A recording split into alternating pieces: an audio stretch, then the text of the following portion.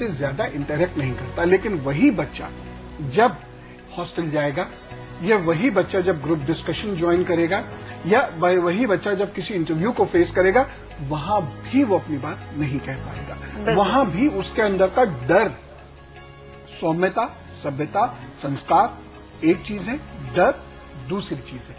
अपनी बात को बहुत अच्छे से कह पाने का मतलब ऐसा नहीं है कि हम संस्कारों के विरुद्ध चले जाते हैं, लेकिन डर यदि है तो ये धीरे धीरे हमारी पर्सनालिटी को खा जाएगा। और ऐसे बच्चे का क्या होगा, कंधे पे ये डर दिखता है क्योंकि कंधा हल्का सा झुकेगा, गर्दन में ये डर दिखता है क्योंकि गर्दन में झुकाव आ जाता है, और कमर के निचले हिस्से में ये डर दिखता है क्योंकि पेट अगर अंदर की ओर जाएगा और कमर थोड़ी सी झुक जाएगी। और उसके जो चलते वक्त गौर कीजिएगा, जो बहुत ज्यादा दब्बू बच्चा होगा, जिस वक्त वो चलेगा तो उसकी चाल में स्ट्रेट नहीं होगी उसकी चाल, वो थोड़ा सा झुक के चलेगा और उसकी चप्पलें जमीन से हल्की सी रगड़ जाया करेंगी और अंदर की ओर से घिसेंगी। अंदर जो चप्पल जूता पहनता है वो अंदर की ओर से घिसेगा। ये सिम्टम्स यदि बच्चे में है तो संस्कार अपनी जगह रहेंगे ही। अगर बृहस्पति से दृष्ट है प्रथम भाव या मुख्य ग्रह, संस्कार कहीं नहीं जाएंगे, जीवन पर्यंत कहीं नहीं जाएंगे। लेकिन ऐसे बच्चों में थोड़ी सी बोल्डनेस पैदा करने का प्रयास करना चाहिए, जिससे वो जब जिंदगी के अखाड़े में उतरे तो वहां की कुश्ती न हार जाए। इसके लिए क्या किया जाए? हर किसी का मुख्य ग्रह तो अलग होता है पवन जी, तो उपाय भी अलग अलग होंगे। बिल्कुल, उपाय तो अलग अलग होते हैं, लेकिन यहाँ मैं एडवाइस करूंगा कि ज्योतिषीय उपाय से ज्यादा व्यवहारिक उपायों में आप कंसंट्रेट करिए। यानी व्यवहारिक उपाय ज्योतिष के उपायों का एक हिस्सा है, लेकिन इसमें रत्न माला इत्यादि ना पहन के जो प्रयास आपने करना है वो व्यवहार को सुधारने के लिए करना है। ऐसे बच्चे के साथ थोड़ा सा घुलना मिलना ज्यादा शुरू करिए और उसे उकसाइए कि वो अपनी बात को कहने लगे।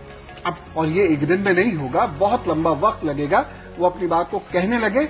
और साथ साथ ये देखते जाइए कि क्या ऐसा तो नहीं है कि अपनी बात को जब वो कह रहा है तो उसमें हिच हो, यानी हिचक या हकलाहट हो, क्योंकि दब्बू बच्चे के अंदर झिझक और हकलाहट भी आने लगती है।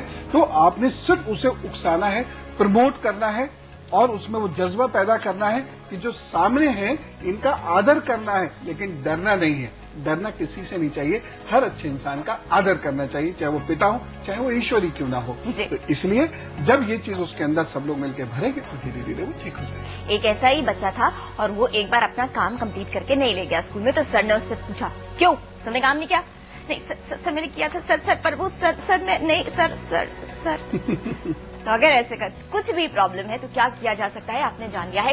पवन जी कह रहे हैं कि सिर्फ और सिर्फ व्यवहारिक उपाय हैं जो करने हैं, यानी यहाँ पर पेरेंट्स की जिम्मेदारी है कि किस तरह से उसमें कॉन्फिडेंस डेवलप करते हैं। संस्कार रहे पर कॉन्फिडेंस भी साथ साथ आ जाए। हो गया पवन जी? लेकिन ये तो सिक्के का सिर्फ एक पहलू था। घुमा के देखिए सिक्का क्या है। ऐसे बच्चे घर आते हैं जो पोलाइटनेस से उनका दूर दूर तक कोई रिश्ता नहीं होता, प्यार वो लोगों को भरपूर करते हैं लेकिन इज्जत नहीं देते, मुंह फट बहुत ज्यादा होते हैं, बेअदब होते हैं, है ना?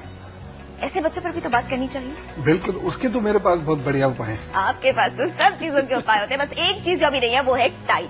इसलिए ये काम हम अगले एपिसोड में करते हैं। ठीक है, आज अभी लेते हैं एक छोटा सा ब्रेक। आप कहीं मत जाइएगा क्योंकि ब्रेक के बाद बहुत सारे काम है, आपके सवालों के जवाब और साथ ही दैनिक राशिफल।